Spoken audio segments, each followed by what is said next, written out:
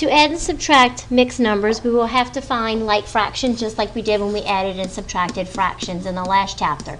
So when we add 1 1/4 plus 2 1/2, we have to find the least common denominator for 2 and 4. So if we start with 4, we'll ask, can 2 go into 4? Since it can, 4 will be our least common denominator. Here in the first add-in, the denominator stays the same, so the numerator stays the same. 2 times 2 is 4, so we have to multiply 1 times 2 to get the numerator 2. And then we add our fractions. 1/4 plus 2/4 is 3/4. 1 plus 2 is 3. When we're finished adding, we have to make sure that our fraction is in simplest form. So we'll ask, is 3/4 improper? It's not improper, so now we have to see if it can be reduced. It cannot be reduced, so 3 3/4 is our answer. For number 4, before we can add 5 1/3 plus 2 1/6, we have to find common denominators. Starting with 6, our higher denominator, we'll ask, can 3 go into 6? Since 3 can't go into 6, 6 will be our least common denominator. 3 times 2 is 6. 1 times 2 is 2. Here the denominator stays the same, so the numerator stays the same. Now we can add. 2 plus 1 is 3. 5 plus 2 is 7. So we have 7 3/6. Then we have to see if 3/6 is improper, but it's not. And then we have to see if it can be reduced, which it can be reduced. 3 can go into both 3 and 6, so we'll have to reduce the fraction. Don't forget to bring your whole number over before you reduce the fraction so you don't forget it. 3 goes into 3 once, 3 goes into 6 twice, so 7 1/2 would be our answer. Number 6, we have 8 5/6 plus 3 1/3. We again have to find common denominators since the fractions have different denominators. We start with the higher denominator 6 and we ask, can 3 go into 6? Yes, it can. So 6 would be our least common denominator. Here in the first add-in, the denominator stays the same, so the numerator stays the same. 3 times 2 is 6. 1 times 2 is 2.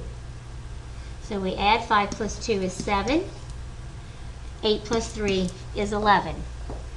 When we ask, is it improper, the fraction 7/6 is an improper fraction. So we're going to have to do an extra step. Here we don't want to forget about the 11 wholes that we already have, but we do have to change 7/6 into a mixed number. To do that, if you remember, we divide the denominator into the numerator. 6 goes into 7 one time with a remainder of 1/7. And if you want to do the scratch work, you're welcome to do that off on scratch paper to get the 1 1/6. I'm sorry, I wrote the wrong denominator. Go back and make that into 1 1/6. Now to get the final answer, you just add 11 plus 1, which is 12, and the 1/6. Mrs. Cicero needs to see the dance team member.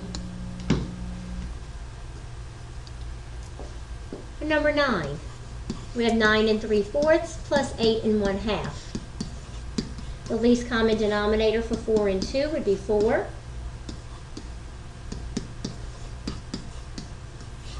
Here the denominator stays the same, so the numerator stays the same.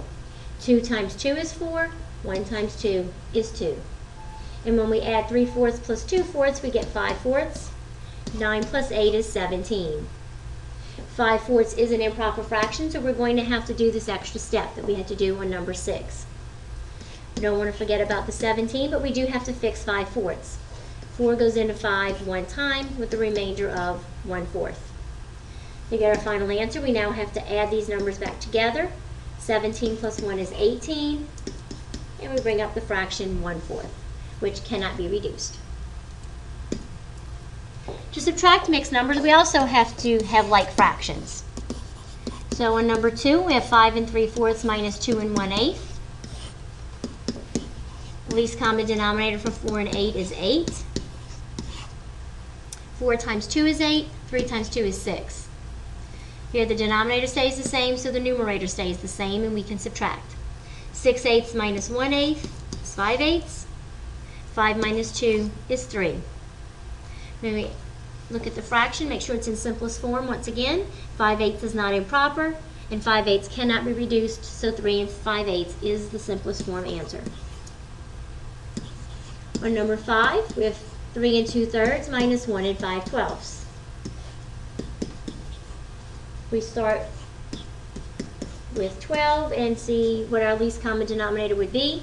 Since 3 can go into 12, 12 is the least common denominator. 3 times 4 is 12, 4 times 2 is 8. The denominator stays the same here, so the numerator will also stay the same. And we subtract 8 minus 5 is 3. 3 minus 1 is 2. And when we check the fraction to see if it's in simplest form, we notice that it's not improper, but it can be reduced since 3 can go into both 3 and 12. 3 goes into 3 once, 3 goes into 12 4 times, so 2 and 1/4 would be the reduced answer. Sometimes when you're subtracting mixed numbers, you will have to borrow. We will have to do some renaming. But we don't know if we have to borrow until we have like fractions. In number 3, if you notice, we do have 2 mixed numbers that have like fractions, so we don't have to do that step. But when we try to borrow, we realize we can't take, we try to subtract, we realize we can't take 3 from 1. So at that point, we know we have to borrow. We borrow from the 3 becomes a 2. Now, we have to realize that we're taking 1 whole away, and we're bringing it over here to make it into a fraction. So this denominator 4 tells us that we have to cut the whole that we borrowed into 4 pieces. Plus the 1 piece we already had gives us a total of 5 pieces. 4 plus 1 gives us 5. 5 minus 3 is 2. 2 minus 1 is 1. And when we check the fraction for simplest form, 2/4 is not improper, but it can be reduced since 2 can go into both 2 and 4. 2 goes into 2 once, 2 goes into 4 twice. So 1 and 1/2 would be our answer. Going back to number 1, we have 5 and 2/9 minus 4 and 1/3. Here we do not have like fractions, so our first step here has to be to find common denominators. Since 3 can go into 9, 9 would be our least common denominator. Numerator stays the same here. 3 times 3 is 9, 3 times 1 is 3. Here when we try to subtract 5 minus 3, we can subtract, so we do not have to borrow on number 1.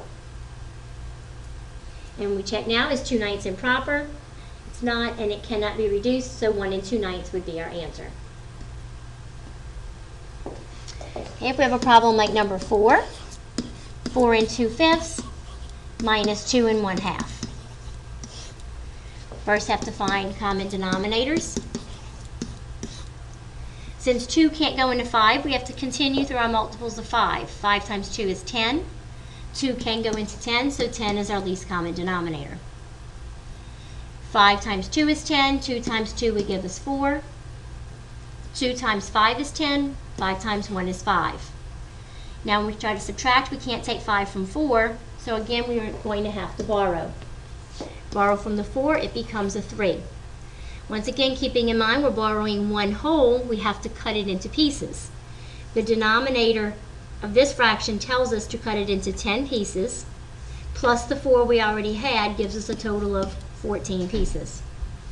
14 minus 5 is 9. 3 minus 2 is 1. 9/10 is not improper and it cannot be reduced, so 1 and 9/10 is our final answer.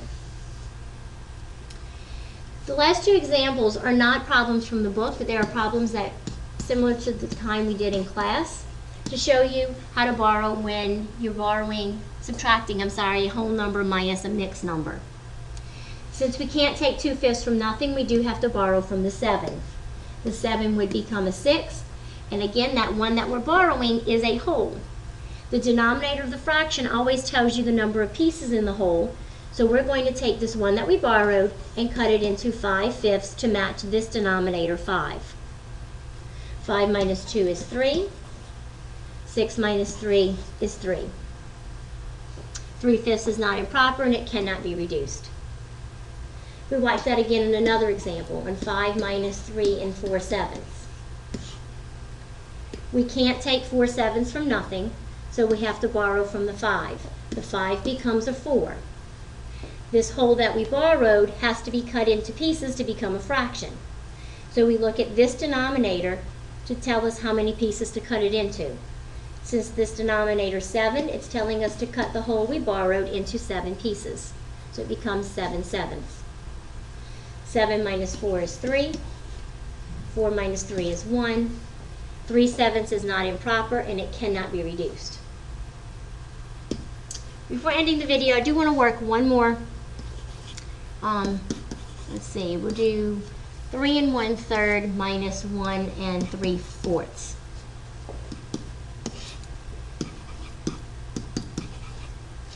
Since 4 is a larger denominator, we'll start there. 3 cannot go into 4, so we continue through 4's multiples until we find something 3 can go into.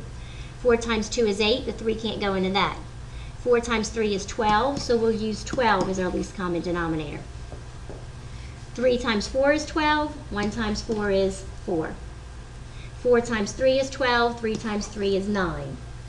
Now when we try to subtract this, we can't take 9 from 4, so we will have to borrow. We borrow from the 3, it becomes a 2. This whole that we borrowed has to be cut into pieces to become a fraction. The denominator tells us to cut it into 12 pieces, plus the 4 we already had gives us 16. 16 minus 9 is 7. 2 minus 1 is 1. 7/12 is not improper and it cannot be reduced.